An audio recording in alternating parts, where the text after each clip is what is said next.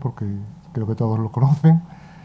José Antonio Alarcón es el director del Instituto de Estudios Ceutíes, es también el director de este centro, de la biblioteca, y creo que si están aquí sabrán que en esta biblioteca se lleva a cabo una actividad, yo diría, frenética, y en gran medida es culpa suya. Es culpa suya porque es un gestor cultural que ha sabido impulsar este edificio hasta unas cotas que prácticamente eran imposibles de imaginar. Con estos medios, un edificio puede ser simplemente una instalación vacía, pero ellos han conseguido dinamizarlo, por supuesto, gracias también a su equipo, que es digno de resaltar, y es uno de los pilares culturales de la ciudad en este momento. José Antonio Alarcón es historiador, él estudió en la Universidad de Granada y ha tratado muy diversos temas, desde la historia del movimiento obrero hasta otros muchos aspectos relacionados sobre todo con la historia de la ciudad en época contemporánea, sobre todo en los siglos XIX y XX. A mí siempre me han interesado, y esto es una cuestión casi personal, ¿no? Muchísimo todos sus estudios sobre chabolismo, sobre condiciones de vida en los periodos anteriores a la República, en la República y justo en fechas posteriores, porque ha sabido dar unos trazos muy definitorios de cuál es el caldo de cultivo en el que surge todo ese periodo de tantísimo interés. Hoy nos trae un tema que yo sé que a él le interesa especialmente y que sé que está trabajando ahora porque te han invitado también a algunas intervenciones en Madrid y en otras ciudades sobre esta cuestión, que es el desastre de Anual. El desastre de Anual, ya su nombre, lo conversábamos anoche, ya marca un poco el tema, ¿no? Denominar a un acontecimiento desastre ya está haciendo dar una posición, ¿no?, frente a eso. Él ha estudiado en profundidad sus causas y es lo que nos va a presentar hoy. Así que, sin más, gracias por el esfuerzo y tienes la palabra. Muchas gracias, Fernando, por tu presentación. Decirles, en primer lugar, que básicamente la conferencia va a centrarse más en las causas del desastre que en la narrativa de los hechos, ¿no?, que yo creo que son bastante conocidos en general.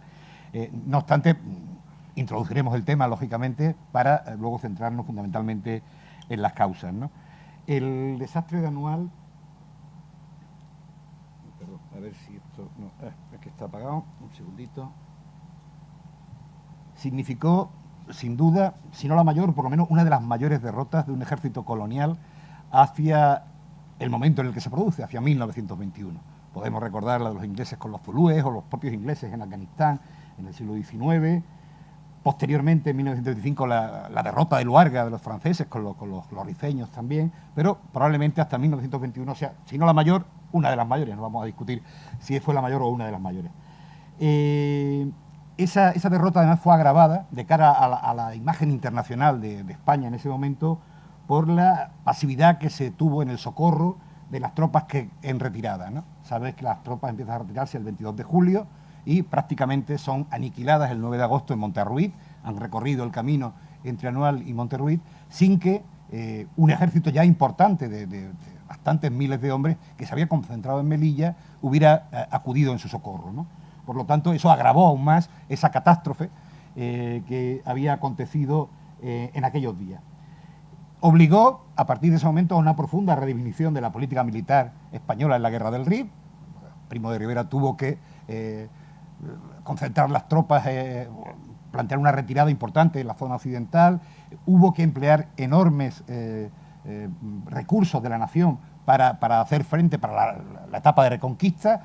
Se puso en pie de guerra un ejército que llegó a tener 145.000 hombres y prácticamente se quintuplicó el presupuesto de militar en el protectorado con respecto a 1921, ¿no?, para el tema de la reconquista.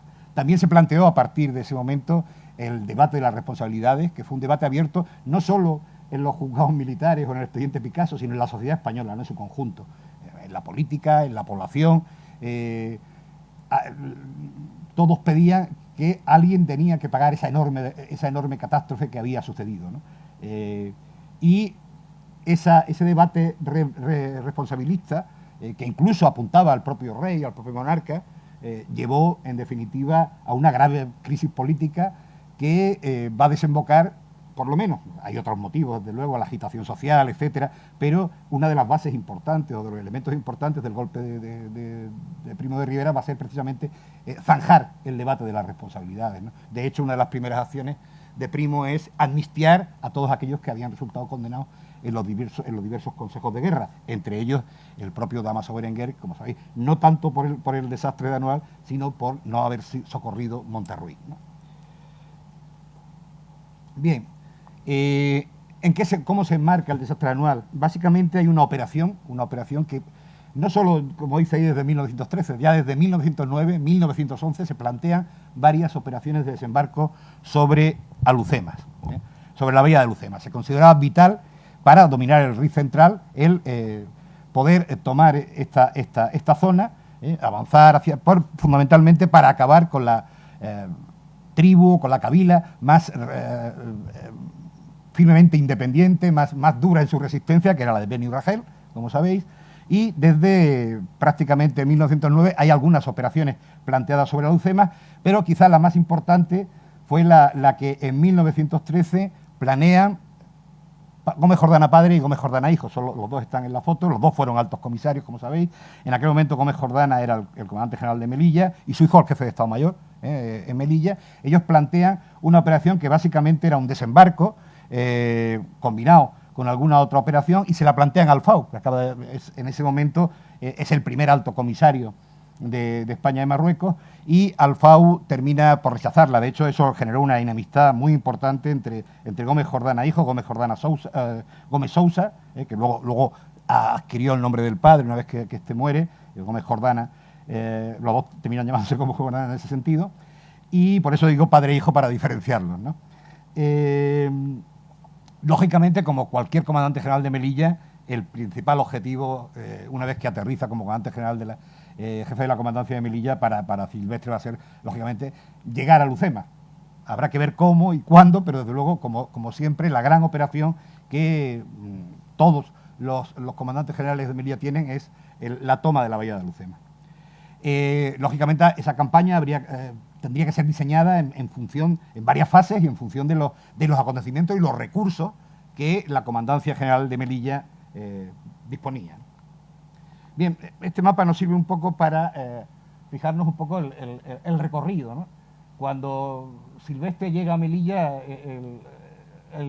las tropas españolas están en la línea del Quer, que se había llegado más o menos 1911-12, con algunos pequeños avances después de Aizpuru, más o menos se tienen más o menos controladas estas cabilas, pero quedan las importantes cabilas de Beni Said, de Beni Ulachet, de Metalsa, de Pensemán, de Beni Tusin o de Tafersid, ¿no? Y luego, lógicamente, los Beni Urragel, justo en la bahía de Alhucemas. Bien, un poco para ver el mapa, en la zona occidental está operando también Dámaso Berenguer, básicamente en el camino hacia Chagüen, Beniarós y luego La Gomara, ¿no?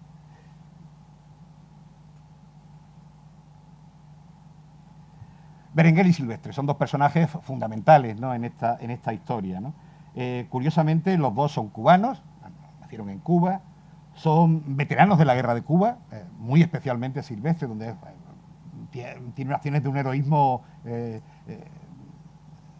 magnífico, ¿no?, maravilloso. Es decir, es herido, creo que son 11 veces, está a punto de perder la vida en varias ocasiones. Es un militar valiente y además tiene suerte porque cualquier otro militar probablemente hubiera muerto en las acciones que Silvestre tuvo que afrontar en Cuba, y allí es como digo, un militar de combate brillantísimo, ¿no?, sin ninguna duda, ¿no? Los dos son compañeros de promoción, están en la misma promoción de la Academia de Caballería. Silvestre termina con mucho mejor puesto que Dámaso Berenguer, curiosamente. Es decir, Silvestre va a ser, creo que, el tercero de la promoción, segundo o tercero, no lo recuerdo con exactitud, y Dámaso Berenguer es el 70 de 77, oficiales de caballería que salen de aquella promoción. Y tiene muchas mejores notas que Dámaso Berenguer, ¿no?, a lo largo de su periodo de academia, ¿no? Ambos van a desarrollar buena parte de su carrera en Marruecos, ¿no? En el caso de Silvestre, primero en Melilla, posteriormente en Casablanca, porque va a ser el jefe de la policía indígena, el instructor, por los acuerdos de la Conferencia de Algeciras, va a estar en Casablanca. Más tarde va a ser al que se envíe a la toma del Larache y sea el primer comandante general del Larache. y por lo tanto allí tiene el famoso incidente con el rey Sunil, la muerte de Alcalay en la Cuesta Colorada, y termina, bueno, enfrentado con Marina y termina pues marchando a la península. Los dos, en realidad Marina es cesado también y nombrado alto comisario Gómez Jordana. En definitiva, tiene una amplia experiencia marroquí. En ese momento, cuando vuelve a la península, el rey lo reclama como ayudante suyo, como ayudante militar. Va a estar desde 1915 hasta que vuelva a Marruecos como ayudante militar del rey. Damaso Berenguer también tiene una amplia experiencia, también primero en la zona de Melilla, creador de las Fuerzas Regulares Indígenas, como sabéis, fundador de las Fuerzas...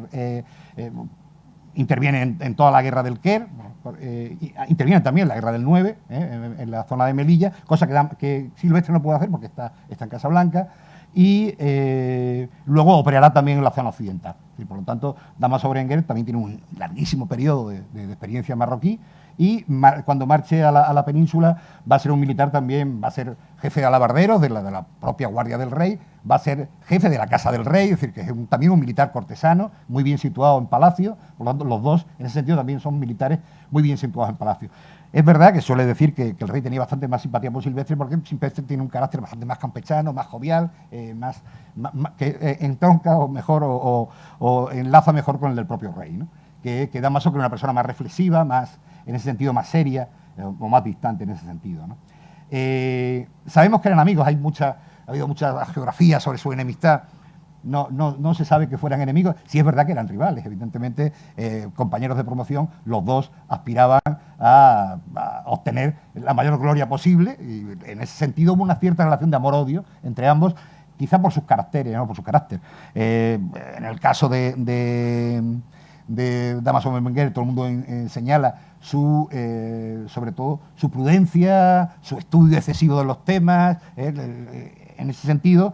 Y en el caso de Silvestre, aunque también es un militar muy preparado y probablemente con bastante preparación intelectual, sin embargo, se señala siempre el impulso, ¿no? Ese impulso guerrero, esa capacidad de actuar y de intervenir con más ardor que en el caso de Silvestre, ¿no? Esos dos caracteres de una persona más tranquila, más prudente, más discreta, el caso de Damaso Berenguer, y bastante más impulsiva en el caso de Silvestre, ¿no? Bien. En 1919, Damaso Berenguer ha sido primero su secretario y después ministro de la guerra con Romanones, con el gobierno liberal de Romanones, y en ese momento se intenta, una vez que muere, sabéis que Gómez Jordana muere a finales de 1918 en su propia mesa de trabajo, por los muchos disgustos que el rey Sunil le había dado, probablemente, y en ese momento, pues, la idea del gobierno Romanones es nombrar un civil.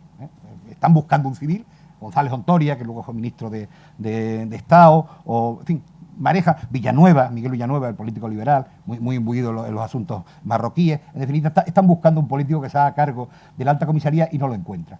En definitiva, al final, el propio Berenguer es el que va a asumir el venir en 1919 a hacerse cargo de la alta comisaría. Pero hace una cosa, voy a leer, por leerles exactamente el decreto, bueno, tampoco no tiene mayor importancia, hace una cosa...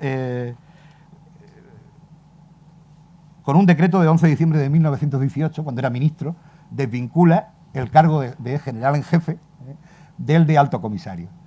Ese fue uno de los grandes problemas de Alfao. Alfao, el primer alto comisario, termina dimitiendo porque prácticamente los comandantes generales quedan absolutamente independientes de su mando militar, ¿no? Eso le hace dimitir en su momento, y curiosamente Gómez Jordana sí consigue que se le dé, Marina tampoco lo consigue, pero al fin Gómez Jordana consigue que se le dé el cargo de general en jefe de todas las tropas, y que pudiera de alguna manera tener preeminencia militar sobre sus propios comandantes generales, ¿no? Tanto de Larache como de Ceuta como de Melilla, ¿no?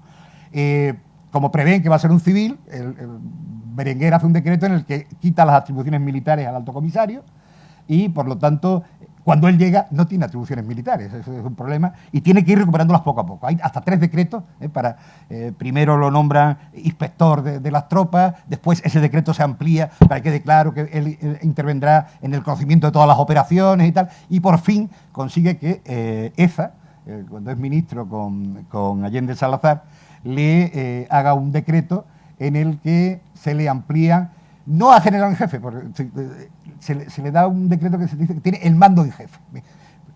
Y también se deja caer que los comandantes, es decir, el problema ahí era un poco que los comandantes generales eran bastante celosos de sus prerrogativas e intentaban tener sus propias relaciones directamente con el ministerio y no a través del alto comisario, ¿no? Y en esto sí, Berenguer, como todos los altos comisarios, tuvo los problemas tradicionales de esa forma de organizar el mando en Marruecos, ¿no?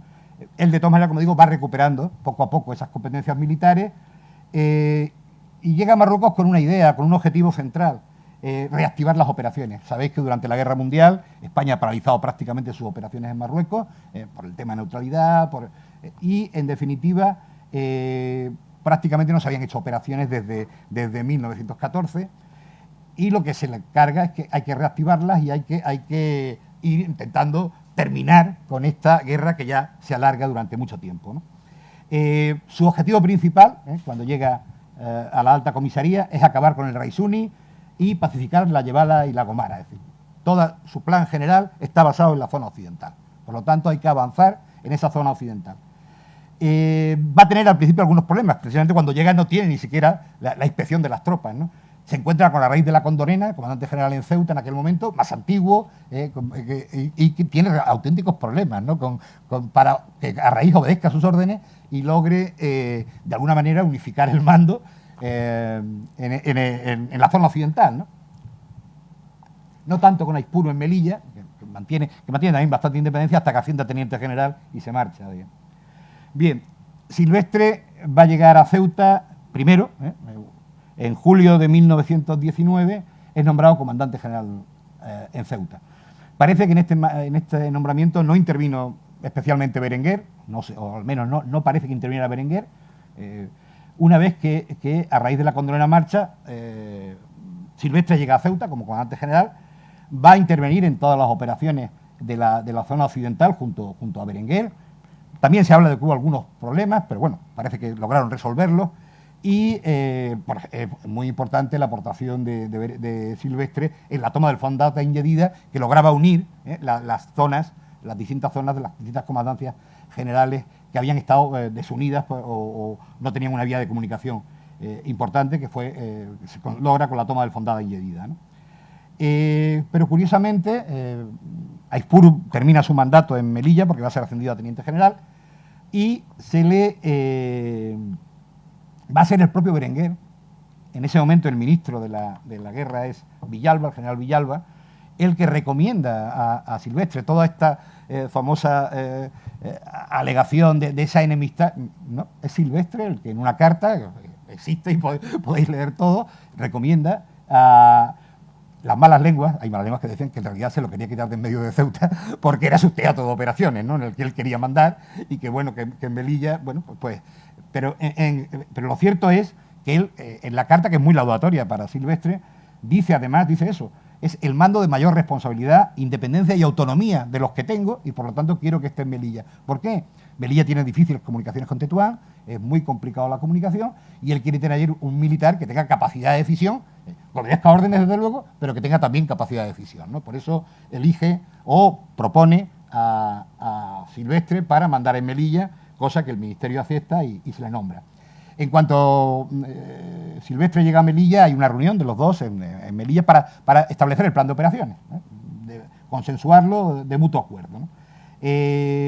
Para él está muy claro que el objetivo principal de las operaciones es la zona occidental, Yebala, Gomara, y ahí tiene que concentrarse el mayor esfuerzo en recursos, en hombres, etc. Y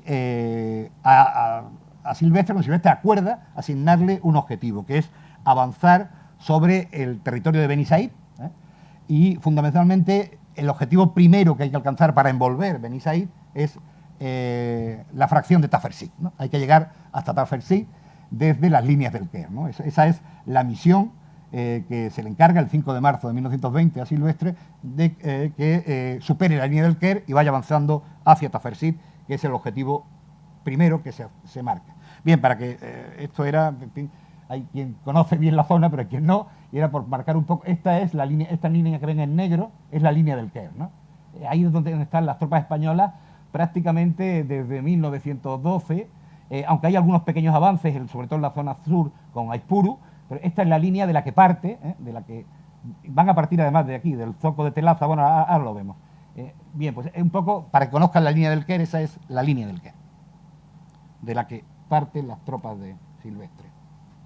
Bien, hay un primer avance, una primera fase, que le lleva a dos objetivos importantes, Dardrius y Tafersit. Están dibujados también, quizá no lo vean porque son más pequeños. Como ven, desde el sur, perdón, le he dado donde no era, desde el sur van avanzando hacia el este y luego toman hacia el norte, porque el objetivo es envolver la zona de Beni Said, perdón, que otra vez, y Monte Mauro, que como ven está ahí arriba. Bien, esa primera fase de operaciones, la llamada zona de los Quelachas, en Metalsa, en la kabila de Metalsa. El 15 de mayo toman Dardrius, el 24 de mayo Abada, como digo, los puntos más importantes. Hubo otras ocupaciones de otros puntos menores. El 12 de agosto a Sid Midar, y ahí termina un poco la campaña de agosto hasta que, además suele ser, la campaña va a ser muy rápida, muy escasa en bajas, en muy poquitas bajas, y sobre todo se basa en la acción, lo que se llamaba en aquella época la acción política, que es a través de la Oficina de Asuntos Indígenas. Él tiene un oficial de altísima cualificación, que es Gabriel Morales, jefe de la Oficina Indígena de Melilla, que se encarga de todas las acciones, o la mayor parte de las acciones de carácter político. Básicamente se trataba de atraer a las kabilas mediante la entrega de dinero, la compra, alimentos, es decir, era una política de atracción de las kabilas para situarlas, en definitiva, sin necesidad de usar las armas. Silvestre era muy tenía un dicho que era exhibir la fuerza para no tener que usarla, ¿no? Básicamente. Entonces, exhibir esa fuerza y llegar a acuerdos políticos con las kabilas de manera que se fuera avanzando, ¿no? En base a esa actividad de acción política y de avance rápido, con muy pocas bajas, va tomando el territorio. Es un punto fundamental para poder avanzar después sobre Beni Ulachef y sobre Tensemán, y va siguiendo, de hecho, la base de Tafersit será luego cambiada por la de Bua Fora, que entiende que es mejor, está ligera, está muy cerca de Tafersit, como base de operaciones de las tropas en ese momento. La segunda fase va a empezar en diciembre y tiene como objetivo fundamental, ahora sí, una subida, como ven, hacia el norte para tomar Beni Said, consolidar posiciones en Beni Said y sobre todo la toma de Monte Mauro, que estando muy cerca de Melilla parecía lejísimo, ¿no? Durante tantísimos años no se pudo llegar. Pues siguen avanzando. Bentayeb es uno de los objetivos que se alcanza el 6 de diciembre, Monte Mauro el 11 de diciembre, Ulata Isa muy cerca de Monte Mauro el 27 de diciembre, y luego deciden tomar ya en enero posiciones en la costa, básicamente para tener puntos de apoyo al suministro de las tropas. Los caminos y la logística de transportes de la zona es muy mala, y necesita garantizar los suministros. Hace la toma de Afrau en la costa para tener un punto de apoyo en la costa, y luego va a seguir avanzando hacia precisamente Anual, ¿no? El día 15 de enero está en Anual y ya está precisamente en el límite con la kabila de Tensamán, justo en el valle del río Amecrán, a su lado izquierdo, y pues muy cerca ya de Cabo Quilates y del camino hacia Lucemas, ¿no? Va a haber una serie de operaciones posteriores que tienen como principal objetivo proteger el camino entre Anual y Bentayeb. Como decía, es un camino de herradura muy malo y necesita de una serie de posiciones que protejan el camino, ¿no? Las operaciones siguientes van a estar dirigidas a la toma de Izumar el 21 de enero para la protección en el camino entre Anual y Bentayeb, y la de Jebel Yudia. Darumeyán, una pequeña posición avanzada ligeramente por delante de Anual, para protección también de Anual, y Sidi Idris es una posición en la costa, está allá arriba, que tiene como objetivo, porque desde la toma de Anual, tanto Silvestre como su Estado Mayor consideran que Anual no es una buena base general de operaciones. Sabéis que ellos en las circunscripciones montaban las columnas que apoyaban a las diferentes posiciones en función de las necesidades, ¿no? Entonces, consideran que Anual, dadas sus dificultades de acceso, sus problemas logísticos, no era una buena... y piensan que probablemente haya que hacer la gran base en Sidi Idris, que puede tener además posibilidad de abastecimiento por mar, ¿no? Y no por tierra. En ese sentido, pues, la verdad es que nunca se llega a consolidar, se toma Sidi Idris, pero no se llega a consolidar como base definitiva de operaciones. Bien, ¿qué es lo que ha pasado? Lo que yo llamaría un muy rápido avance, pero poco consolidado. Básicamente, el avance fue espectacular, incruento, muy rápido, hubo muy poquitas bajas, pero se han tomado, se hicieron casi 24 operaciones en un periodo, como digo, muy corto. Prácticamente se había doblado el territorio que se había conquistado en todos los años anteriores, en muy poquitos meses, ¿no? Ya las líneas estaban a 130 kilómetros de Melilla, ¿no? Se habían establecido 66 nuevas posiciones, bloqueados, algunos de mayor dimensión, algunos fuertes donde están las columnas, las cabezas de circunscripción solían ser de mayor entidad, y muchos de ellos bloqueados, y otros sencillamente puestos de policía, en definitiva, en función de esa red de posiciones que iban colocándose para consolidar las posiciones sobre el terreno, ¿no? Se consiguió en ese periodo la sumisión de las cabilas de Beni Lueset, de Beni Said, de Tensemán. También hay que tener en cuenta que había habido 3 años de muy malas cosechas en el Rif, había una hambruna importante. De hecho, Silvestre reparte alimentos entre una parte importante de la población de las cabilas, y esa situación de hambruna hizo mucho menos operativas a las jarcas de las distintas cabilas. Lo que sí es verdad que no se procede al desarme de las cabilas. Se va avanzando, son muchas las cabilas, las fracciones que quedan detrás, a las espaldas de la vanguardia de las tropas españolas, pero no se procedió al desarme, todo lo contrario. Normalmente se establecían acuerdos con jarcas amigas, que se llamaban, para apoyar el avance de nuestras tropas, ¿no? Casi todas estas cabilas aportaron jarcas amigas en ese momento para continuar a apoyar el avance de las tropas españolas. Y, como digo, las cabilas permanecieron armadas, ¿no? ¿Qué pasó en ese avance? Es verdad que se extendieron en exceso las líneas, quizás, debilitándolas. Evidente, cada vez que tenías que poner una posición, tenías que dejar una parte de las tropas.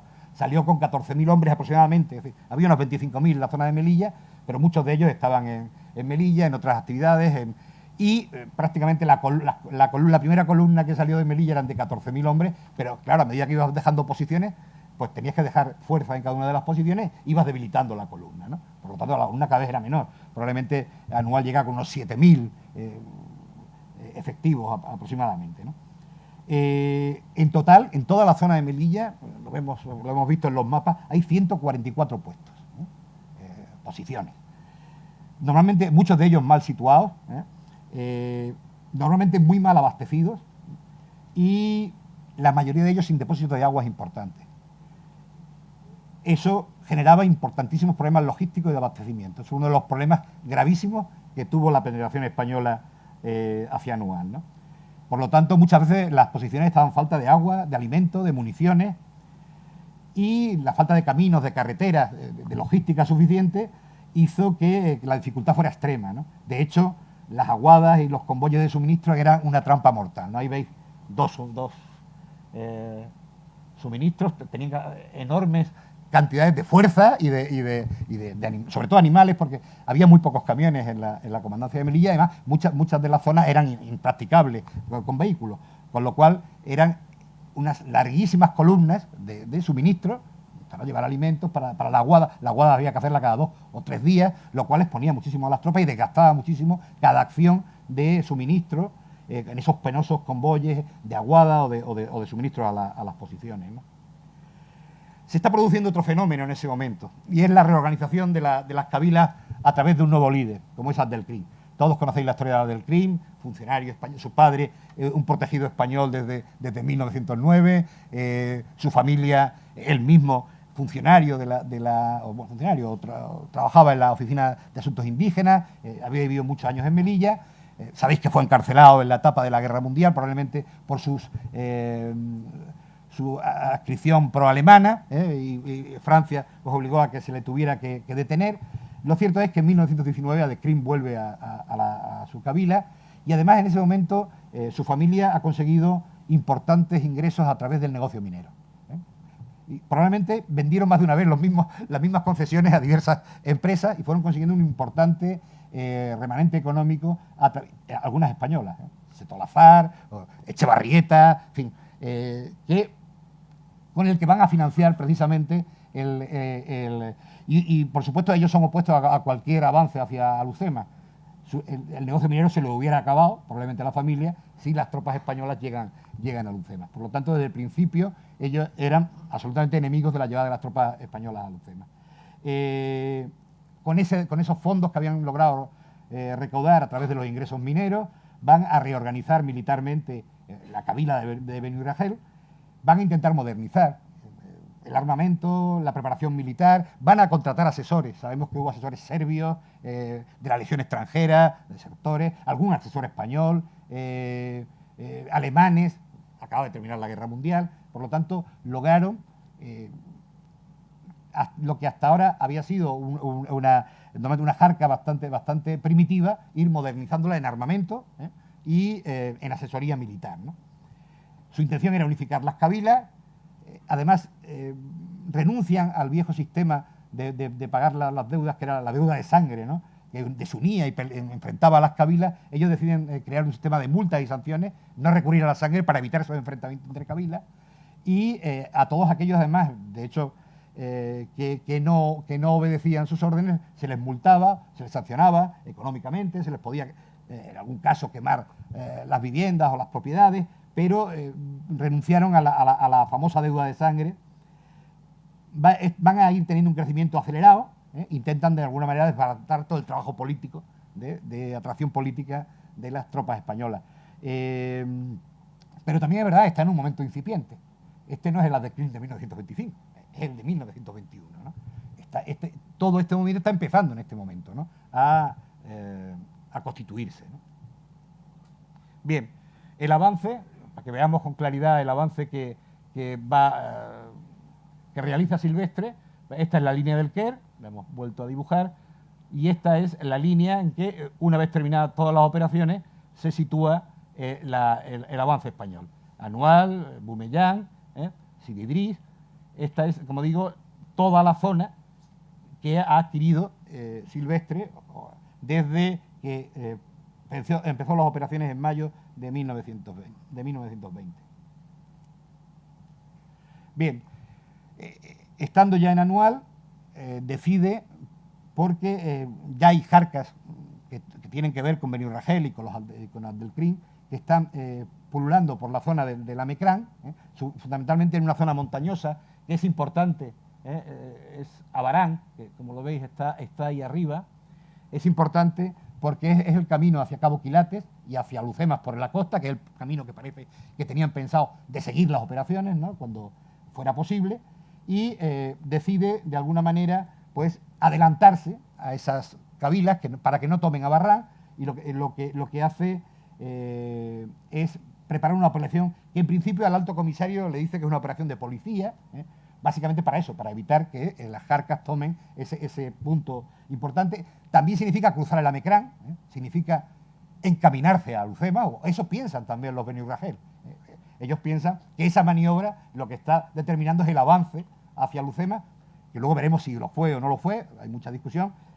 No parece que fuera realmente sino que la intención de Silvestre es establecer esa posición de policía, de vigilancia. Parece que es la intención inicial, pero desde luego es una amenaza para los Benirrajel, ¿no?, de avance hacia Lucema. El 1 de junio se ocupa, se hace con artillería, cosa que en principio no comunica Silvestre al alto comisario. Parece ser que el propio Silvestre no conoce muy bien que va a haber artillería. Parece que es Villar, el comandante de tropas indígenas, quien decide al final incorporar la artillería, y la artillería siempre significa un avance que no es una mera operación de policía, ¿no?, parece una operación con más expectativas que una mera operación de policía. En cuanto la columna se instala con normalidad en Abarrán, pero en cuanto la columna es una columna de 1.400 hombres que acompaña el despliegue para montar el bloqueo de Abarrán, en cuanto la columna vuelve, los rifeños atacan y en muy pocas horas acaban con la posición. Es bastante probable que la desafección de la jarca amiga, acompañaba a esta operación una jarca amiga que quedó en las inmediaciones de Abarrán, es muy probable que pasaran al enemigo y esa desafección fue definitiva para la pérdida de la posición. Y por primera vez los rifeños consiguen batería, es decir, consiguen artillería, ¿no? Es la primera vez que en una operación española en Marruecos, en toda la etapa desde 1913, se perdía una pieza o una batería de artillería, son 4 piezas, parece que alguna se inutilizó, pero alguna quedó útil y pudo ser utilizada por los rifeños. A partir de Abarrán parece que el sistema empieza a descomponerse. El 2 de junio, envalentonados por la victoria del 1 en Abarrán, atacan Sidi Idriz. Allí logran ser rechazados. Es necesario movilizar a la Marina, hay apoyo de infantería de Marina para que Sidi Idriz no caiga, pero el refuerzo de Sidi Idriz logra que Sidi Idriz no caiga al día siguiente. Inmediatamente lo que decide Silvestre es reforzar las posiciones defensivas en torno a Anual. Lo hace con la toma de Talilí. Talilí está a mitad de camino entre Anual y Sidi Idriz y la costa, y lo hace también reforzando las posiciones que llevan al camino de Bentayef, es decir, las comunicaciones de Anual con la retaguardia. La derrota de Abarrán hace que Berenguer se preocupe, va a Melilla en barco, se entrevista en Sidi Idriz precisamente con Silvestre, parece que hubo palabras fuertes entre los dos, eso parece desprenderse de algunos testimonios, y en definitiva, pero al final deciden que no va a haber un repliegue, ¿no? Que se van a mantener las posiciones, en la posición Sidi Idriz Anual, en ese frente, y que no va a haber repliegue, que pudo haberse en aquel momento decidido ante las circunstancias, probablemente en mejores condiciones de lo que un mes después pues se tuvieron que enfrentar, ¿no? Por lo tanto, la línea defensiva se fija en Sidi Idriz, Anual y Buafora.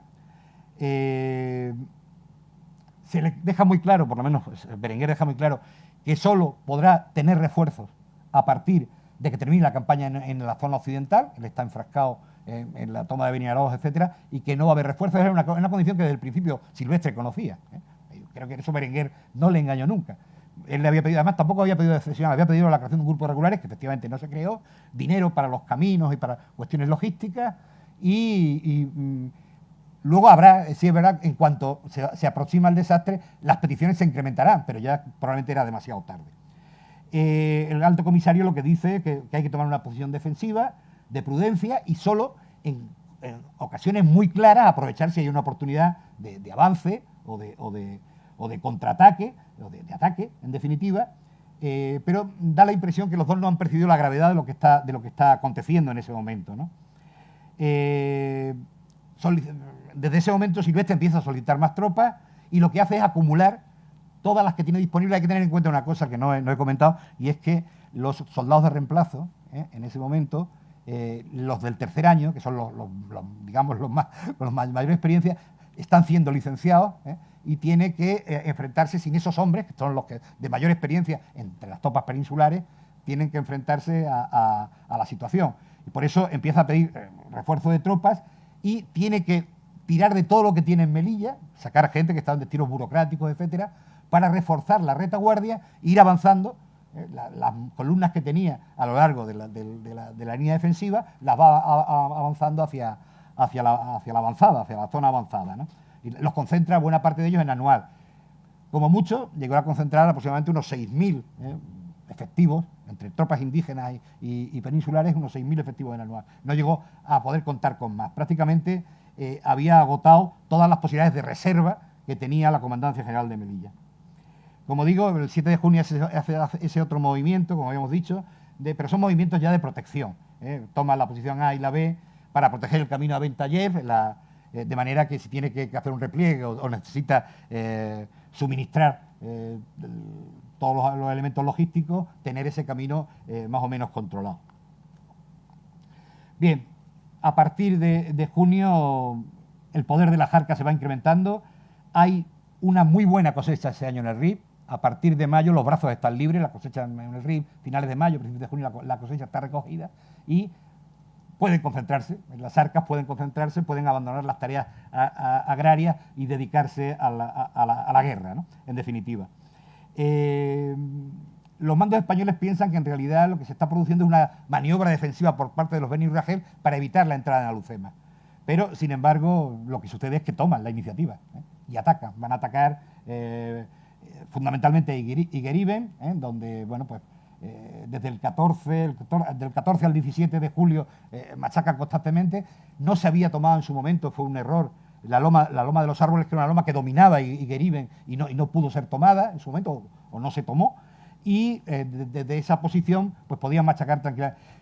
Desde el 14 o el 15 se mandan convoyes de aprovisionamiento a la posición de Igueriben, pero apenas llega el del día 15 y a partir de ahí ya no llega ningún convoy.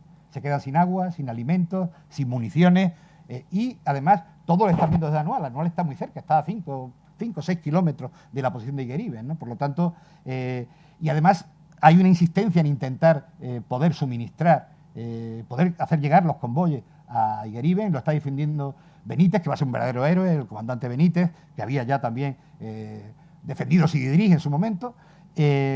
Y, como digo, no hay manera de hacer llegar los convoyes porque el desgaste es terrible. Prácticamente están desgastando todas las fuerzas que tienen Anual en esos convoyes. Cada convoy necesita de 1.000, 1.200, 1.300, 1.400 hombres. Eran enormes operaciones militares para poder suministrar. Igueriben se va sencillamente debilitando por hambre, prácticamente tienen que ver el meao mezclado con azúcar, no les llega el agua, no les llegan alimentos, en definitiva se pierde Igueriben, es un punto de inflexión. Y a partir de ahí parece que ya no es suficiente con la mera posición defensiva, esa renuncia que se ha hecho a posibles ofensivas, y que el comandante general de Melilla ha perdido su libertad de acción, no tiene libertad de acción. El enemigo de alguna manera ha tomado la iniciativa, ¿no? En definitiva, y ha perdido la iniciativa en ese momento. Él propone un desembarco en Alhucemas para distraer a las fuerzas rifeñas, que no se va a realizar. Y a partir del 21-22 hay una verdadera debacle. De pronto, y es curioso porque Anual se abandona prácticamente sin un combate. Se combate en Igueriben, pero no se combate en Anual. De pronto, el comandante general se da cuenta que no tiene los elementos logísticos necesarios para resistir. No tiene suficiente munición, hablan de un día de combate, como mucho, no tienen agua, las aguadas son muy peligrosas, no tienen alimentos y, en definitiva, hay que plantear un repliegue, ¿no? Aquí hay muchas opiniones sobre... Bueno, vamos a hablar cuando entremos en las causas.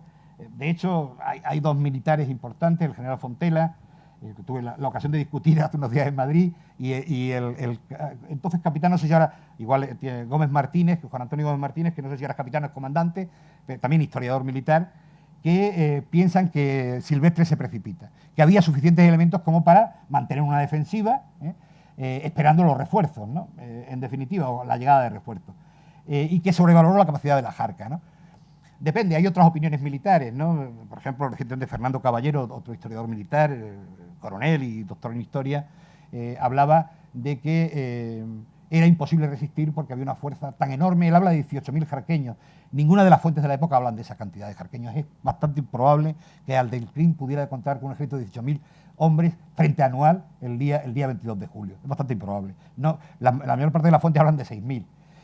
18.000 es una cifra, digamos, un poco mágica para un militar, ¿no? En el sentido que es la cifra de Clausewitz. Clausewitz dice que una defensiva empieza a ser inviable cuando el enemigo tiene una posición de 3-1 frente al que defiende, ¿no? La cifra de 18.000 sería la cifra mágica de Clausewitz, en definitiva, pero no parece, por todos los aportes documentales y de historiadores y de los presentes que la Jarca de Aldelcrín tuviera realmente en ese momento 18.000 hombres. Probablemente fueron en torno a los 6.000 como mucho, ¿no? Se plantea la retirada a Bentallet, lo que pasa es que se plantea con un desorden absoluto, ¿no? Se produce una verdadera desbandada por un colapso básicamente en la capacidad de mando. Ahora hablaremos también de eso en las causas. El repliegue es una verdadera huida hacia la muerte, ¿no? Hay una quiebra absoluta de la cadena de mando. Se produce además, lo que sí es verdad, que suma muchas fuerzas a la ofensiva rifeña, es el levantamiento de las cabilas que están detrás, las que están a retaguardia. Se van levantando sucesivamente. Lo que se creía consolidado no lo está, y realmente los que van a abatir todas las tropas en retirada son esas cabilas que se levantan, ¿no? Pero no solo ya las que se habían tomado, sino las propias detrás de la línea del Quer también se van a levantar, los Builla que están al sur, que habían visto sus tierras expropiadas para la compañía comerciadora española y tal. Hay todas las cabilas buscando el botín, vengándose del invasor, en definitiva, se levantan y eso es lo que va a... Ahí sí que es probable que se reunieran más de 18.000 rifeños en el conjunto de la retirada, ¿no? De las cabilas que se van levantando a medida que... Porque la acción política, si no se podía defender con las armas, era insostenible. De hecho, se demostró que la acción política por sí sola no valía. Valía cuando las armas eran capaces de garantizarla. Un momento en que las tropas españolas están en retirada. Y sabéis además que el repliegue suele ser la operación militar de mayor complicación, porque tú vas de espalda al enemigo, el enemigo viene de frente y viene envalentonado normalmente, ¿no? Y requiere de una gran coordinación, de una efectividad enorme y sobre todo de unidades que quieran que se sacrifiquen. Es evidente que para poder realizar el repliegue, algunas unidades hay que sacrificarlas, ¿no? Las que quedan en vanguardia, las que tienen que proteger la retirada, en definitiva, hay que sacrificarlas, ¿no? En esa desbandada hubo ejemplos de todo tipo. De heroísmo, hubo muchos héroes, los hubo, sin duda, pero también de mucha cobardía. Muchos oficiales que deben haber mantenido, y sobre todo la cadena de mando y organizar de una forma razonable la retirada, huyeron a Melilla, otros resistieron hasta sus límites, y por lo tanto no se puede hacer una causa general contra todos. Hubo de todo. Hubo héroes y hubo cobardes en esa retirada. Todo se convirtió en una loca carrera hacia Melilla, pasando por Ventier, Dardrius, Batel y por fin Monterruiz. Y lo cierto es que Berenguer, que desde el 24 está ya en Melilla con suficiente fuerza, va dejando caer una posición tras otra sin intervenir. Él siempre dijo que las fuerzas no estaban preparadas, que probablemente si intervenía hubiera un desastre aún mayor del que había sucedido en Anual y en la retirada, pero lo cierto es que dejó caer una tras otra entre el 22 de julio y el 9 de agosto cada una de las posiciones que se fueron abandonando. Bien, ese es el camino de retirada. Perdonad, es que no quiero... Vale.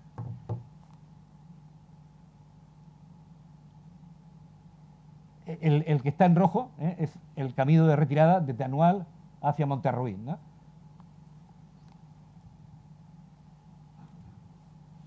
Bien, vamos a entrar ya en las causas, que es lo que nos traía, quizás ha sido excesivamente larga la introducción. Sin duda, yo creo que no hay una sola causa, ¿no? Evidentemente, lo que hay un conjunto de causas complejas, ¿no? Que se van acumulando, se van entrelazando, ¿no? Hay causas militares, sin duda, causas políticas, causas organizativas del propio ejército y por supuesto, enormes problemas logísticos. Y yo sumaría también causas morales y psicológicas, ¿no? El pánico, que fue un elemento también central en el desastre, ¿no? La teoría general, la línea argumental general de la mayoría de los historiadores de la época y algunos posteriores, es que Silvestre sobrepasó lo que se llama el límite de la elasticidad de la fuerza, ¿no? Con los recursos que tenía, fue bastante más allá de donde debía haber ido para poder establecer o para poder haber resistido el avance o consolidado el avance que había hecho, ¿no? Y muchos dicen que eso lo hizo desoyendo los consejos del alto comisario, ¿no? Estableció su línea de posición avanzada en la línea Ventalleta-Anual, que todos los expertos militares coinciden en decir que era un lugar bastante inadecuado por su falta de posibilidad de suministro, la dificultad de los caminos, y eso provocó esa extensión tan grande de la línea y la imposibilidad o la mala logística, la debilidad en toda la línea, ¿no? Fue provocando y en todo el territorio, y sobre todo cuando las tropas tuvieron que ser avanzadas hacia Anual, por lo tanto dejando prácticamente sin reservas la retaguardia, ¿no? Esa en general ha sido siempre la línea argumental general, ¿no?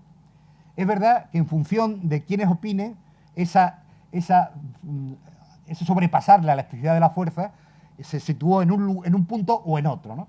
Por ejemplo, Ruiz Albeni, el famoso tratadista, médico y tratadista, periodista presente en el escenario, dice que la toma de Anual fue ya el límite de esa fuerza y que tuvo que ver mucho con la desobediencia que Silvestre tuvo hacia el alto comisario. Esa es la opinión de Ruiz Albeni. En el expediente Picasso en su resumen dice que probablemente ese punto de sobrepasar la elasticidad de la fuerza fue Abarrán, en la toma de Abarrán, donde se produce, entendida como operación de avance a Sanecor y a Lucemas, ¿no? Entendida como parte de ese avance hacia Lucemas. Gómez Sousa o Gómez Jordana, como queráis, que era el jefe de Estado Mayor, jefe de gabinete militar del alto comisario en ese momento, lo fue prácticamente de todos los altos comisarios desde Alfagún en adelante, dice que efectivamente también se produjo en Abarrán y que las operaciones de Abarrán fueron llevadas a espaldas del alto comisario, es lo que dice Gómez Sousa. El coronel Morales, que muere en la operación de Alucema, jefe de la oficina indígena de Melilla, lo que plantea es que una vez tomado Sidi Driss había que haber detenido las operaciones hasta el otoño, primero porque se habían licenciado, como digo, los soldados de tercer año, que eran los más bragados, los más expertos en definitiva, y porque era necesario consolidar lo que se había avanzado hasta ese momento. Por lo tanto, él era partidario de reprenderlas en otoño, ¿no? Parar las operaciones y reprenderlas en otoño. En el caso de Dávila, teniente coronel del Estado Mayor, era el segundo del Estado Mayor detrás de Sánchez Monje, y el que normalmente hacía los planes operacionales, luego fue un muy importante militar, sabéis, en la Guerra Civil fue uno de los grandes estrategas militares en la Guerra Civil, el general Dávila. Bueno, pues Fidel Dávila dice que él entiende o entendía que la actividad de la fuerza se había sobrepasado en el momento de que se tomó a Frau, en Beni Said, y que ahí debía haber separado las operaciones, teniendo en cuenta que era un escenario secundario y el escenario principal estaba en el Marruecos occidental o en la parte occidental del norte de Marruecos. Para el mismo Silvestre entendía que esa elasticidad se había alcanzado con la línea de Anual y Sidi Driss, que él considera asegurada, Silvestre consideraba asegurada, pero a partir de ahí, si se quería seguir avanzando, era necesario refuerzos de tropas, de recursos, de mejoras logísticas, sin lo cual no era posible seguir avanzando.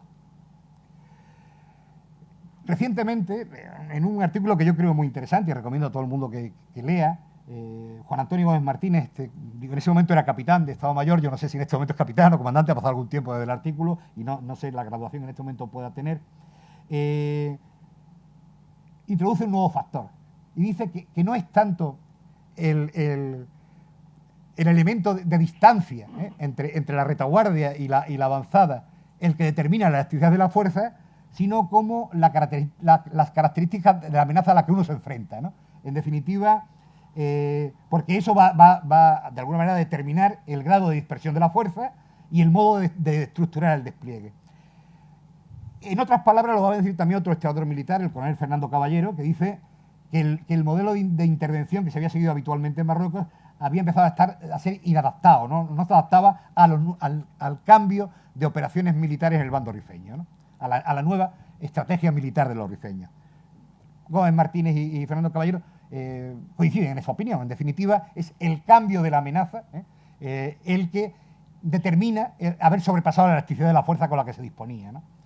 Ese cambio ellos entienden que se empieza a producirse a partir del 15-17 de julio, que entienden que es un punto de inflexión, y que las arcas que tradicionalmente habían tenido una guerra asimétrica, una guerra de guerrillas, que se combatía bien desde la red de posiciones y con las columnas móviles, que como sabéis se habían heredado básicamente de la guerra cubana, que se perfeccionaron en Marruecos, esas columnas móviles interarmas, que unían varias armas para enfrentar los avances, entendían que de pronto esas arcas rifeñas que operaban de una forma irregular se estaban convirtiendo en un ejército regular, que habían empleado modos de guerra regular, en definitiva, que era una fuerza numerosa, que conocía mejor el terreno que las propias tropas españolas y que estaba mucho más motivada en el combate, ¿no? En definitiva, de pronto, una amenaza que era tipo guerrillero, tipo asimétrica, se convierte, entienden estos historiadores militares, en una amenaza mucho más dura y mucho más organizada, ¿no? En definitiva, como un verdadero ejército regular.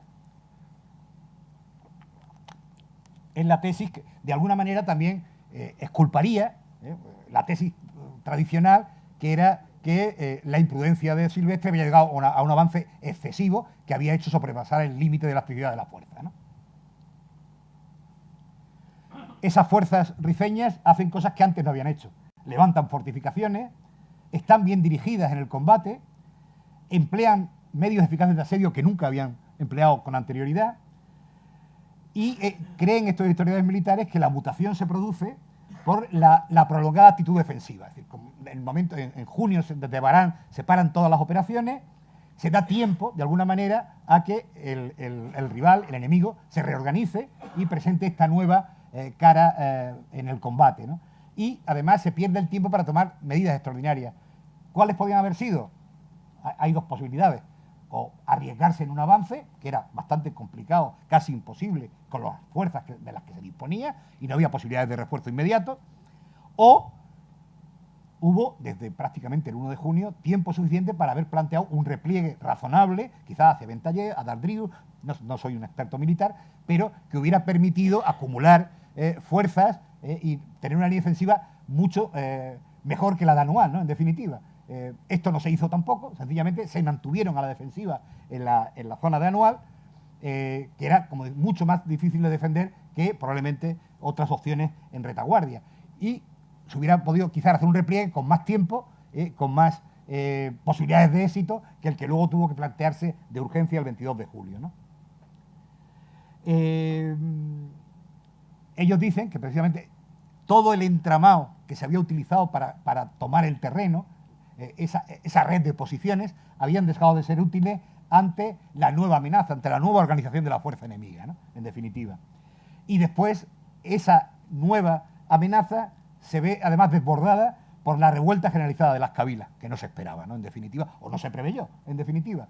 Y eso sí que ya fue definitivo, ¿no? No solo tienes una fuerza organizada que está presionando en el combate, sino que además a lo largo de todo el camino del repliegue te vas a encontrar con cabilas que se van a ir alzando progresivamente y todos los límites de elasticidad de la fuerza, de los recursos disponibles por las tropas españolas y por Silvestre quedaron desbordados en ese momento, ¿no? En definitiva, lo que se plantea es que las arcas habían dado un salto cualitativo en su preparación, lo que habíamos hablado de las tareas de suministro, de armamento moderno, de entrenamiento de la fuerza, que la victoria de Barrán había servido además como revulsivo moral a esa nueva fuerza que se estaba organizando, y había hecho crecer la amenaza. La cosecha de 1921 permitió libertad a los jarqueños para abandonar, una vez terminada la recolección, y poder dedicarse al combate. Y de todas maneras, Gómez Martínez dice que él entiende que la acumulación de fuerzas en Anual por parte de Silvestre, dada la situación, el 17 de julio, ya el mes de julio, fue acertada porque permitía o prolongar la defensa, o intentar prolongar la defensa, o tener fuerza suficiente para plantear un repliegue. Pero eso también es verdad que debilitó toda la línea. Es decir, prácticamente no había reservas en Melilla y toda la línea había quedado bastante desguarnecida porque hubo que concentrar una parte importante de las tropas en Anual, ¿no? Otras causas. Hay historiadores que opinan que hubo un grave error del alto comisario, un grave error al ejecutar dos campañas simultáneas de esa envergadura, ¿no? Independientes, profundas y ambiciosas, ¿no? Probablemente no fue la intención.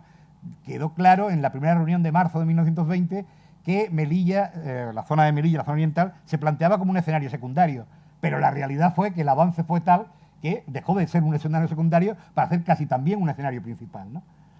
El desdoblamiento de ese esfuerzo, tanto en la zona occidental como en la zona oriental, con recursos limitados, lógicamente hizo que el esfuerzo se rompiera la acción de conjunto, ¿no? En definitiva, porque básicamente Melilla era un escenario secundario.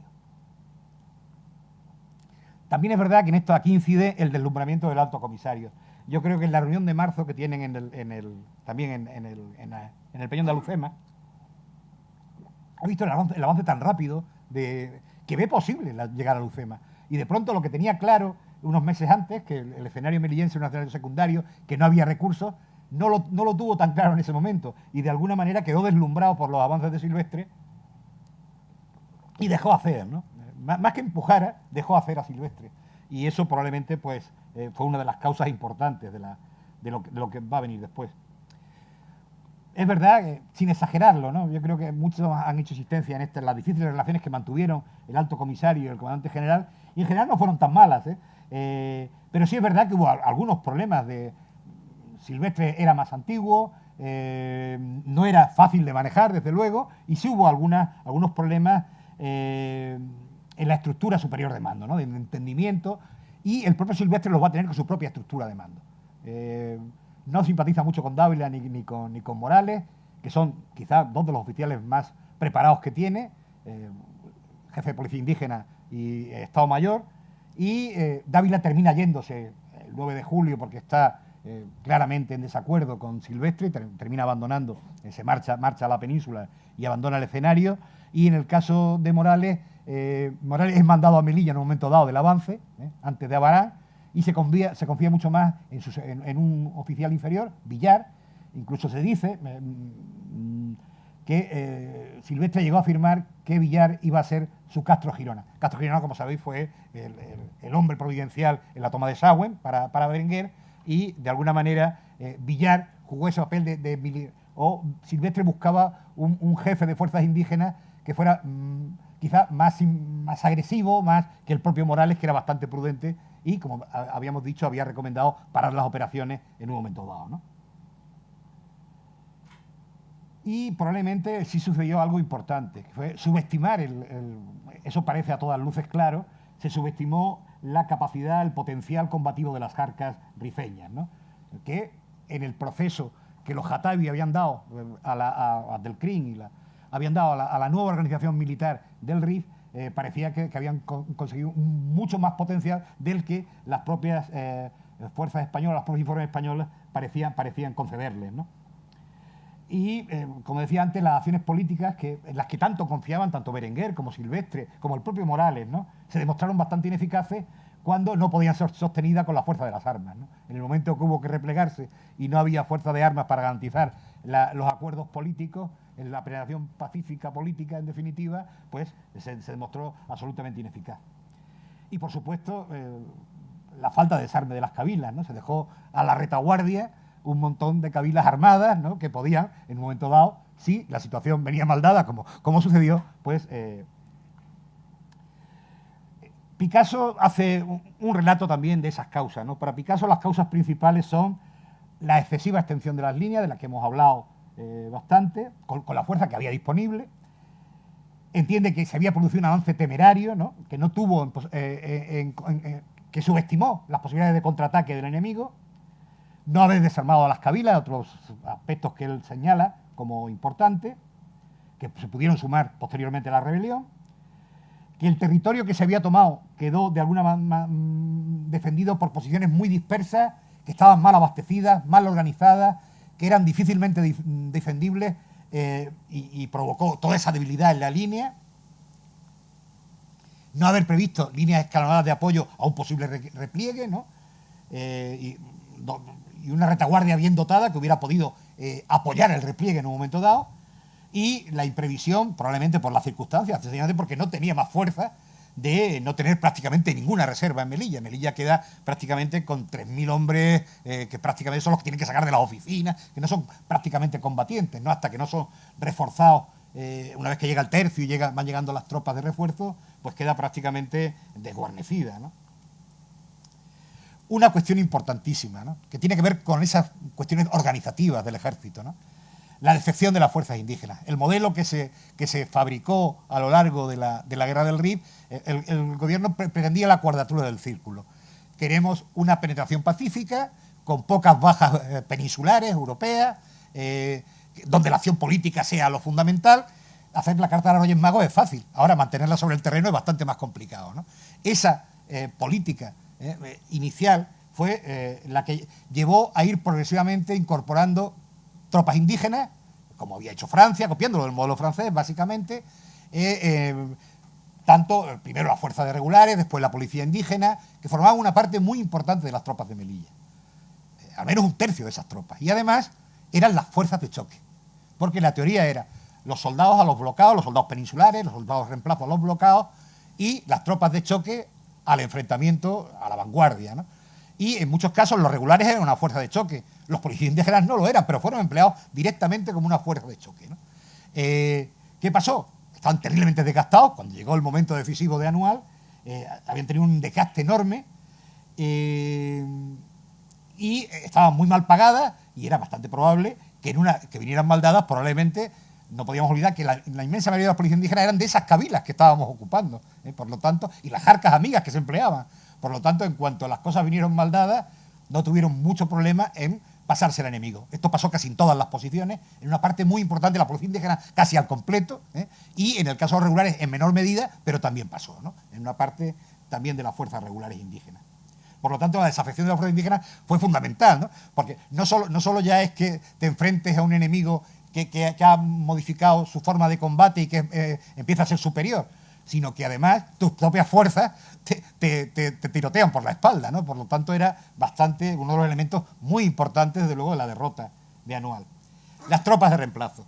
Bueno, pues todo el mundo coincide en decir que era muy escasa la preparación de las tropas españolas en la zona, además, con un agravante en el momento de Anual, que como las más bragadas, las que llevaban más tiempo, se habían marchado ya.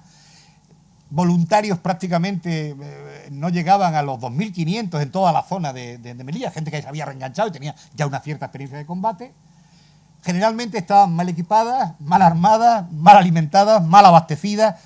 Prácticamente el material seguía siendo el de 1909. No había habido una gran renovación del material de guerra en la zona, alguna, pero pequeña, y desde luego en general podemos opinar que estaban mal, y sobre todo tenían una escasa motivación. Eran tropas, como sabéis, el sistema de cuotas, selección por cuotas, el de sustituciones, etcétera, hacía que al frente solo fueran las clases más pobres de la sociedad, gente que provenían del movimiento obrero, del movimiento campesino, muchos de ellos opuestos a la penetración en Marruecos y que lógicamente no solo no estaban motivadas, sino estaban absolutamente desmotivadas, ¿no? Y además sufrían esas enormes estancias en los bloqueados, que eran sitios terriblemente aburridos, estresantes, frente al enemigo, como decía, mal alimentados, mal abastecidos, en tensión. En definitiva, no estaban nada motivados.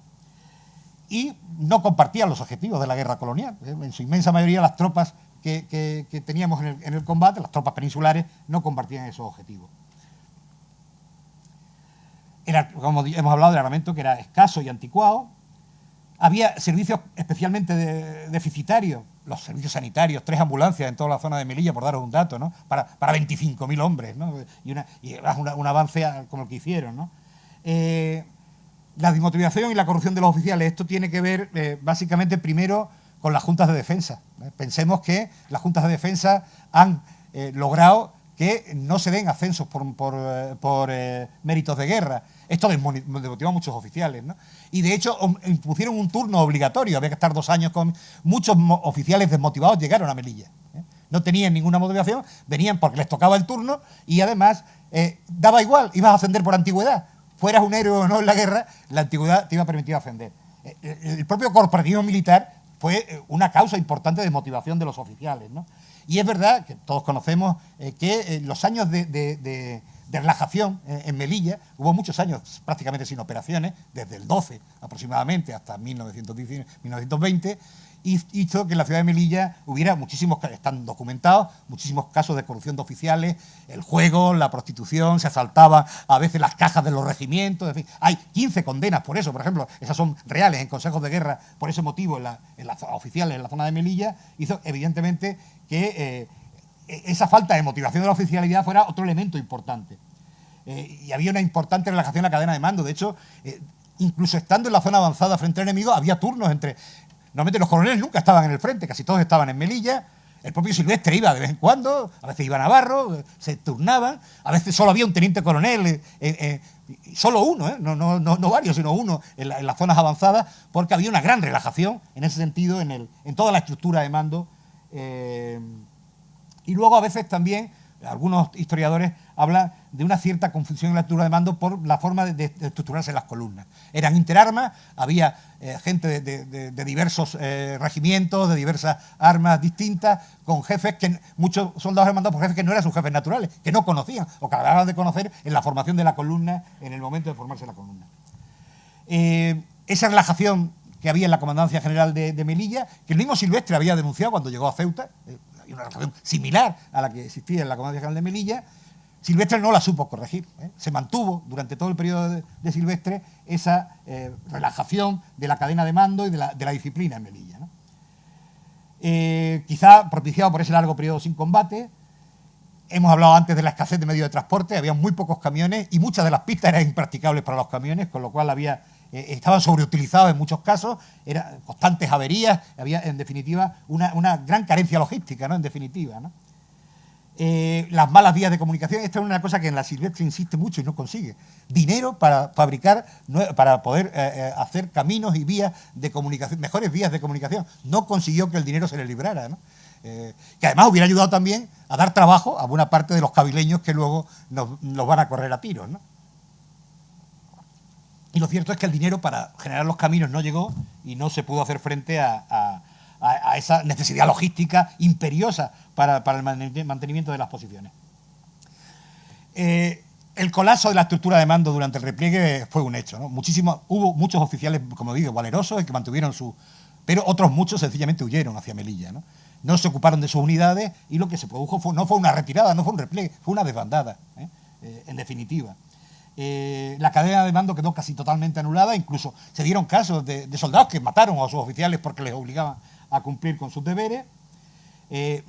Fueron incapaces de contener el pánico, ¿no? Pablo Laporte, un historiador, hizo su tesis doctoral sobre Anual, centra como causa principal de Anual precisamente el pánico, ¿no? El pánico y el temor, la cuestión psicológica. Yo creo que hubo otros muchos factores, pero evidentemente el pánico fue un factor fundamental, ¿no? Los soldados soltaban sus armas, dejaban todos los elementos de combate y corrían. Y, lógicamente, en esas circunstancias, solo hubo algunas unidades, el regimiento de Alcántara, sin duda, y algunas otras unidades que fueron capaces de intentar, y gracias a ellos, algunos pudieron llegar a Monterruiz, ¿no? Que sacrificaron sus vidas en ese repliegue. Pero no fue lo general, ¿no? Hubo algunas unidades heroicas, sin duda Alcántara merece esa laureada que se le dio recientemente, pero otros muchos no supieron cumplir con su deber, ¿no? Y, por supuesto, aquí a Silvestre sí yo le tengo que hacer un reproche. La obligación de todo comandante general en ese repliegue era, yo no sé, nunca quedó claro si suicidó o realmente muere en combate, ¿no? Pero su obligación hubiera sido situarse a la cabeza del repliegue, ¿no? Y por lo tanto no exponerse ni siquiera al combate. Era fundamental que la cadena de mando funcionara durante el repliegue. Estamos diciendo que el repliegue es la operación militar más compleja. Si lo hace sin una cadena de mando bien instruida y bien dirigida, desde luego el fracaso tiene bastantes visos de convertirse en un fracaso. Y esto fue algo que Silvestre no pudo, no quiso, o quizá abatido, destrozado por la situación. Había sido un militar victorioso, heroico, y por primera vez se encontraba en una situación desesperada que él sabía perfectamente que era un auténtico desastre, ¿no? Y por supuesto hubo causas políticas, no las vamos a ocultar. Primero, el país vivía una crisis política, económica, tras la Guerra Mundial. Estamos en plena crisis de subsistencia, estamos en el trienio bolchevique, agitación obrera en todo el país, pero es verdad que ha habido una línea constante desde 1913 de una política débil, inconstante, vergonzante, frente a los asuntos marroquíes. España decidió penetrar en Marruecos, pero sin embargo no estaba dispuesto a poner toda la carne en el asador. Esto fue un hecho desde el primero de los gobiernos que decidieron la penetración hasta el último, ¿no? Por lo tanto, evidentemente que hubo causas políticas importantes y también los políticos fueron muy culpables de la situación, ¿no? Había un gran miedo a la opinión pública, a la oposición, a la guerra, los republicanos, la izquierda española, el movimiento obrero, y sobre todo a no repetir unos hechos como de la Semana Trágica en 1909, ¿no? Por lo tanto, por eso se priorizaba la acción política, ¿no? Se escatimaban, evidentemente, medios para la acción militar, en favor siempre de la acción política, que muchas veces, pues no, si no era respaldada por una contundente acción militar, no era eficaz, ¿no? Pero también hay que repartir las culpas, ¿no? Es decir, la política española está muy condicionada por la actuación de los propios militares, ¿eh? Las juntas de defensa son un verdadero cáncer de la nación en aquel momento. Y fueron un cáncer para sus compañeros de armas en África. Las juntas de defensa prácticamente se constituyen en un gobierno alternativo. Y, daros un dato, se dice, el gobierno no quiso poner los medios, probablemente el gobierno no pudo poner los medios. Voy a daros un dato que... el presupuesto militar de 1921, antes de Anual, fue del 30%. Guerra, marina y acción militar en Marruecos, que el 91% era gasto militar. Bien. 30%. Cualquier otra necesidad que hoy entendamos, la sanidad, está muy, muy, muy por debajo del porcentaje que el gasto militar suponía en España en ese momento. ¿Y a dónde iba ese gasto militar? Porque a Marruecos venía el 9% del presupuesto, más o menos, aproximadamente. Entre el 7 y el 9, dependiendo de los años, pero en 1921 fue del 9%.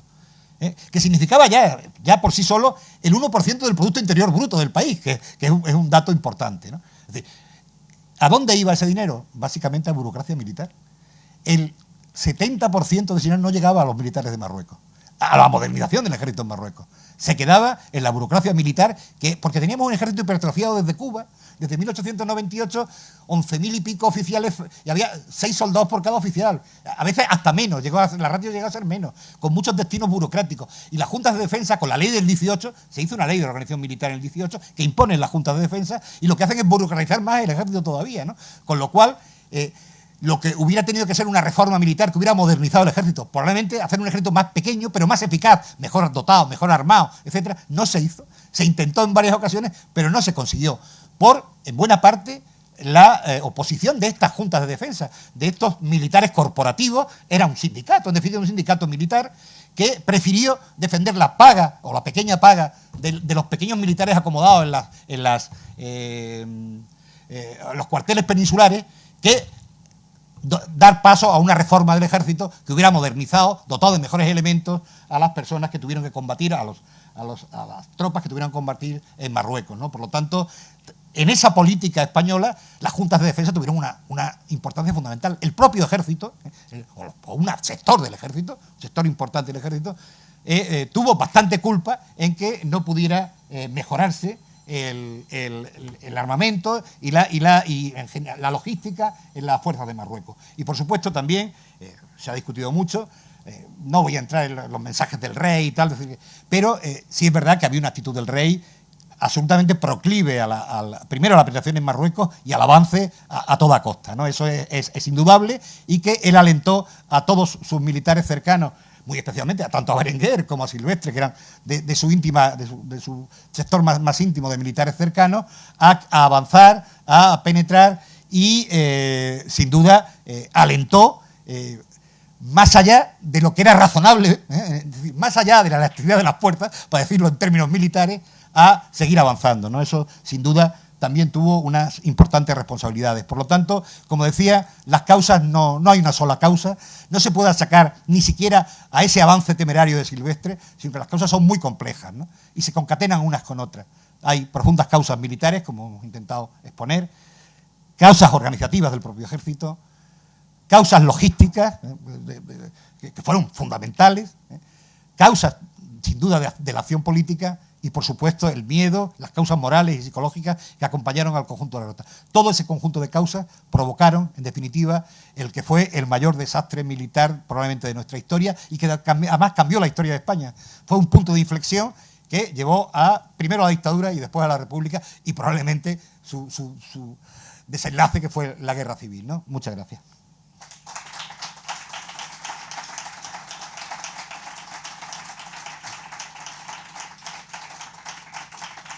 Bueno, preguntas por si hay polémicas, si hay preguntas. Esto, sí. Te van a dar el micrófono, que si no la gente lo estamos retransmitiendo, entonces no te oye. A ver si yo la sé responder. Bueno, en primer lugar me gustaría dar las gracias al Instituto por organizar esta conferencia, y más teniendo en cuenta el año que es, ¿no? Por el centenario, que quizás no se han llevado muchas actividades relacionadas con el desastre anual, pero bueno, menos mal que el Instituto está ahí presente siempre para llevarla a cabo. A mí me llama mucho la atención, José, lo que has comentado respecto a la... Le estoy pasando la bibliografía, perdón, para que, un poco respecto lo que se ha utilizado. Al apoyo, digamos, militar, o al apoyo de asesoría militar que tiene Abdelkrim, ¿no? En primer lugar, porque bueno, cuando tiene lugar el sitio de Montarruí, sí creo que se tiene constancia de que la artillería que se está empleando para atacar Montarruí muchas veces es utilizada por españoles desertores, ¿no? Que han dejado la arma y se han pasado con los rifeños. Pero en el caso de la toma, perdón, del asedio de Igueriben, que es bastante anterior, ya se ve en la jarca rifeña cómo empiezan a, bueno, pues a montar una trinchera en la loma de los árboles y cómo creo que la artillería que toman en Navarrán empieza a ser utilizada contra Aigueribe. Al principio, no con una precisión, pues bueno, muy buena, pero a medida que va avanzándose en el tiempo, se va incrementando. Entonces, mi pregunta es, para esos momentos tan iniciales del desastre, ¿no?, como puede ser el sitio de Aigueribe, ¿ya se tiene constancia de que Abdelkrim y sus tropas tengan apoyo de unos asesores militares en el terreno? En general, la información, ten en cuenta que la policía indígena tenía un sistema de información importante. Se empieza a conocer que efectivamente podía tener algunos asesores externos. Yo creo que la inteligencia militar era consciente en ese momento de que ya había logrado reunir algunos asesores externos.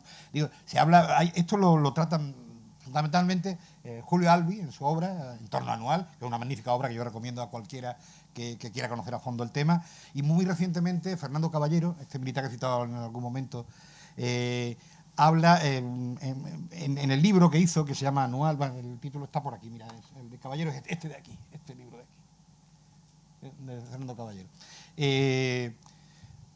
Repasa quiénes eran los asesores, digo, habla de un serbio, habla de algunos oficiales alemanes, de algunos evadidos de la legión extranjera, de un sargento español, que sobre todo le ayuda en el tema del tiro artillero, y recientemente en un artículo que ha sacado un número extraordinario, una revista militar, claro, no recuerdo cómo se llama la revista, pero donde también es de Fernando Caballero, con nuevas aportaciones sobre ese tema de la reorganización de las fuerzas de Abdelkrim, ¿no?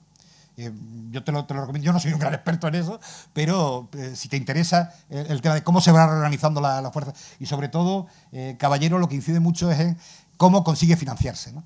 Fundamentalmente a las actividades mineras, y en buena parte ese dinero probablemente vino de empresas españolas, ¿eh? Probablemente Echevarrieta, sabemos sabemos de un agente, un tal Suárez de Lorenzana, que representaba una empresa minera holandesa, que también incorporó cantidades de dinero que fueron vitales para la financiación del armamento de las tropas de...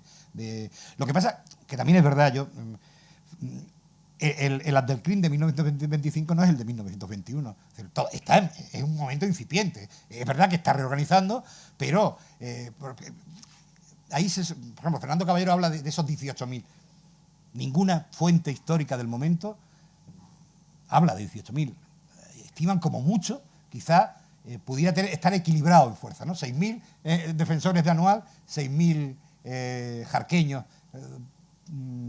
cercando a Anual. Pero un ejército de 18.000 parece una fabricación a posteriori.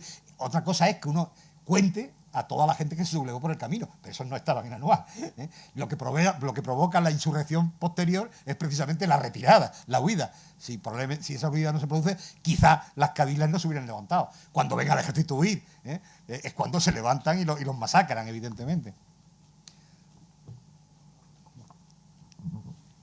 Sí, muy bien la exposición, yo creo que lo ha recogido todo perfectamente. Y solo aportar 2 o 3 detalles que pueden complementar eso. Hay una figura clave que es el padre de Abdelkrim, sí, el verdadero Abdelkrim, ¿no? Sí. Que ese, en principio, fue lo que entonces se llamaba un moro amigo, sí, sí. O un moro pensionado. Él le quemaron su casa en Beni Urriague, en Astir, y se tuvo que ir a Tetuán durante una época con sus hijos, y luego mandó a estudiar a Lucema y a Melilla, al otro lo mandó a estudiar Minas a Madrid, es decir, que fue un moro amigo, ¿no? Sí. Quizá esa amistad se rompió cuando se encarcela Abdelkrim por presión de los franceses, ¿no? Otro tema curioso es que en Navarrán, cuando dejan todas las tropas allí, que lo has contado perfectamente, la dotan de artillería, pero no la dotan de ametralladoras. Sí, se vuelven con el convoy. La sección de ametralladoras, de hecho, Silvestre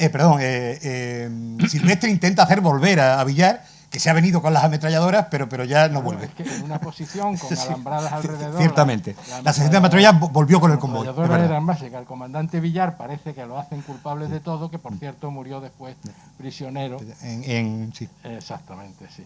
Y luego una cosa curiosa también y un detalle importante es la entrevista de Berenguer y Silvestre a bordo de un buque de guerra después de Navarrán, donde discutieron tan fuerte que parece que el capitán del buque tuvo que llamar la atención para que bajaran el tono, porque estaban... Es decir, que evidentemente esa amistad, digamos que se rompió cuando empezaron a llegar el desastre, ¿no? Y los asesores militares, yo tengo un capítulo del libro ahí precisamente, que es aventureros y desertores en la guerra de Rif. Precisamente yo creo que el más importante de todos, que tiene una vida interesantísima, es el alemán Joseph Klems, que es un desertor de la Legión Francesa y que fue mi gran artillero, le llamaba Abdelkrim, ¿no? Porque fue el que le asesoró. Y efectivamente, cuando se produce la desbandada de Anual, lo que le dicen a Silvestre, y él lo pudo comprobar, es que las tropas rifeñas venían perfectamente encuadradas, no como venían antes, cada uno sino que venían perfectamente encuadradas, lo cual quiere decir... Que vienen en columnas y es lo que le provoca. Columnas y tal, o sea que eso es, ¿no? Y luego que Silvestre a veces pues era un poco, iba a su aire, ¿no? Es curioso porque algunos libros, todo esto hay que ponerlo en duda porque eso, pero a veces al Estado Mayor le llamaba el estorbo mayor, porque le ponían pegas en cuanto a las decisiones que tomaba, ¿no? Y otro detalle curioso de esta historia es que rechazó recibir refuerzos de la Legión.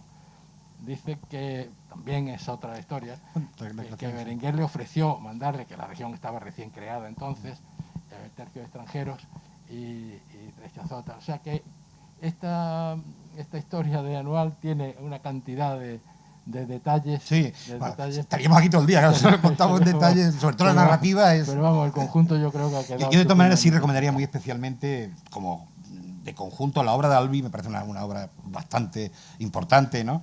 Y luego, hombre, en esta bibliografía que les he hecho, por supuesto, la literatura, ¿no? No he podido mencionarla porque, claro, estamos hablando de la... Pero leer Imán es fundamental, ¿no? Quien quiera conocer El bloqueo de José Díaz Fernández, o La forja de un rebelde de Arturo Barea son libros fundamentales. Luego, el reciente de Jorge Martínez Reverte, El vuelo de los buitres, o el de Lorenzo Silva, El nombre de los nuestros, pero desde luego Imán me parece el mejor libro, sin duda, literario sobre el tema, y El bloqueo de Díaz Fernández me parece también una obra importante. Les he recogido un poco de bibliografía, no quería alargar esto, y de todas maneras sí es verdad que en el tema que decías de, efectivamente, no solo fue un pensionado de España, sino que fue precisamente el que diseña, junto con Gómez Jordana hijo, el desembarco de Alhucemas de 1913. Lo dice Gómez Jordana. Y condecorado por España. Sí, condecorado, es decir, y ellos fueron hasta 1919. De hecho, todavía en los primeros meses de 1921 se están carteando con el alto comisario y con Silvestre, la familia, quiero decir, y están prometiendo que no se van a sublevar contra España y tal. Es decir, eso es así, fueron grandes beneficiados de la protección española. Y en cuanto, sobre todo, lo que Caballero dice es que tiene mucho que ver con el negocio minero, que vieron amenazado el negocio minero, que había sido floreciente, y que de alguna manera los Jatavi tenían la voluntad de mandar con los españoles o sin los españoles.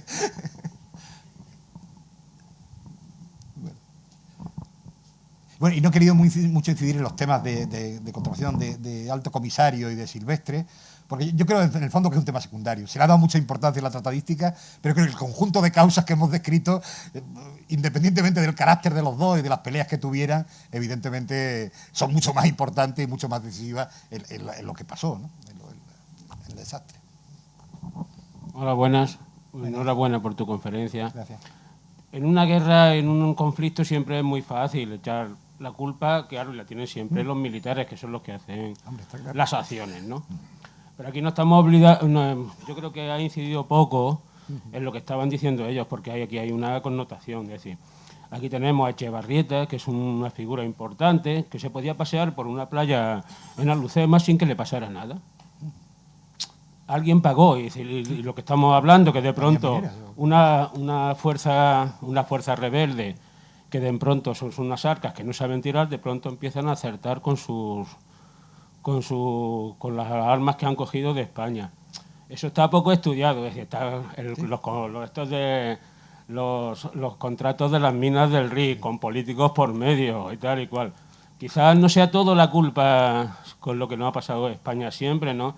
Que los políticos, y los políticos han tenido más influencia que los militares quizás en algunos conflictos. Y aquí había una política total, de pronto se era a favor de la intervención, a favor otro tiempo a favor de la no intervención, de la intervención más haciendo amigos, y todo eso, y de ahí se creó, y con la Junta de Defensa, que fue un crimen, fue una auténtica vergüenza para el país, creada por lo que siempre, porque querían, los que no estaban en el frente querían tener sus ascensos, y eso no sé, no lo he visto en la conferencia. Yo creo que hay que ser más, yo que sé, objetivo en esos sentidos. Es decir, porque la verdad la verdad hay que darla toda. Es decir, yo creo que hay que dar siempre toda la de esta, porque no hay más mentira que las verdades a medias. Solo quería decir. Sí, no, yo no sé en qué punto, creo que he hablado de los intereses mineros, creo que lo he dicho con bastante claridad, creo que he fijado las realidades políticas con bastante claridad, hombre, pero básicamente las causas militares son muy importantes, ¿no? Y se centra uno, la inmensa mayoría de historiadores se han centrado en esas causas militares, que no solo militares, como te digo, organizativas, logísticas, militares de pura elemento de acción militar, de operación militar, sino de otro tipo. Yo creo que, en mi opinión, creo que he sido equilibrado repartiendo culpas, que creo que además, como digo, es un tramado muy complejo de culpas, que no, evidentemente no solo fue militar, pero también una parte muy importante sí fue militar, ¿no?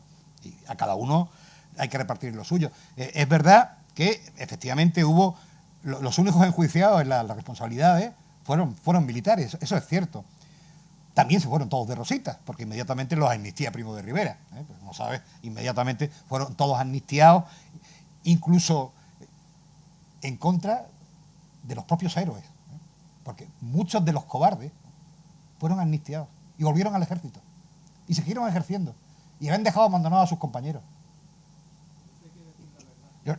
Sí, la verdad. Sí. Y volvieron con la aquiescencia de una dictadura militar, ¿eh? No fueron los civiles ni los políticos.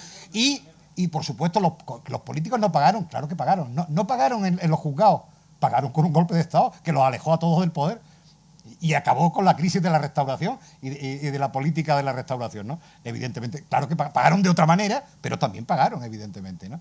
Y yo creo que he repartido responsabilidades de una forma racional, por lo menos como yo lo veo.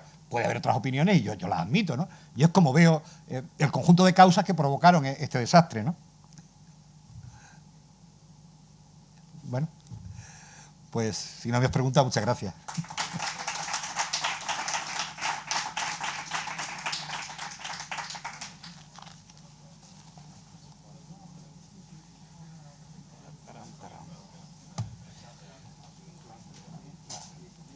La Junta de Defensa fue un fracaso. Y fueron parte de la política.